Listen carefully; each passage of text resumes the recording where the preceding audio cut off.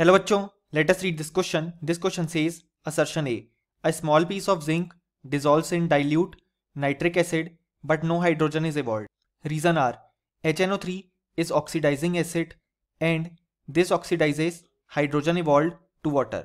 और हमारे ऑप्शंस हैं option A both A and R are true and R is the correct explanation of A. Option B both A and R are true but R is not the correct explanation of A. Option C, A is true but R is false. Option D, A is false but R is true. Option E, both A and R are false.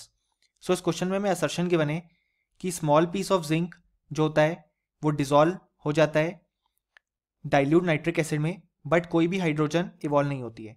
Reason are कहता है कि जो HNO3 है वो oxidizing acid है और ये oxidise करता है हाइड्रोजन जो इवॉल्व होती है उसको वाटर में. सो इस क्वेश्चन को सॉल्व करने के लिए हमें जो की कंसेप्ट रिक्वायर्ड है वो है reaction between zinc and dilute HNO3. सो अगर हम यहाँ पे देखें तो जो रिएक्शन होती है जिंक और डाइल्यूट HNO3 में, सो इस रिएक्शन को हम कुछ इस तरीके से लिख सकते हैं कि यहाँ पे 4Zn plus 10HNO3 results in the formation of 4Zn NO3 whole twice plus NH4 NO3 plus 3H2O.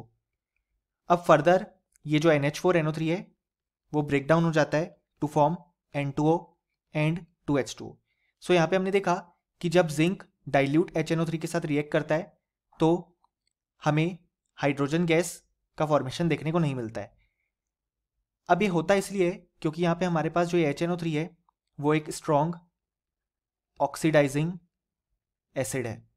इस कारण से होता क्या है कि इस रिएक्शन में जो H2 इवॉल्व होती है उसको HNO3 ऑक्सीडाइज करके वाटर में कन्वर्ट कर देता है. इसी कारण से इस रिएक्शन में कोई भी हाइड्रोजन इवॉल्व नहीं होती है. सो अब अगर हम हमारा असर्शन ये देखें तो वो कहता है कि small piece of zinc dissolves in dilute nitric acid but no hydrogen is evolved. So ये बिल्कुल करेक्ट है जैसा कि हमने रिएक्शन से देखा. और अगर हम रीजन आर देखें तो वो कहता है कि HNO3 जो है वो एक ऑक्सीडाइजिंग एसिड है और ये ऑक्सीडाइज कर देता है हाइड्रोजन इवॉल्व्ड को टू वाटर. सो ये भी बिल्कुल करेक्ट है और हम देख सकते हैं कि जो रीजन है वो बिल्कुल परफेक्टली असर्शन को एक्सप्लेन कर रहा है. सो जो करेक्ट ऑप्शन हो जाएगा वो जाएगा ऑप्शन ए कि both A and R are true and R is the correct explanation of A. और फाइनली हम लिख सकते हैं कि इस क्वेश्चन का हमारे पास जो करेक्ट आंसर आ जाएगा वो आ जाएगा option A. Hope you understood it well. Best of luck.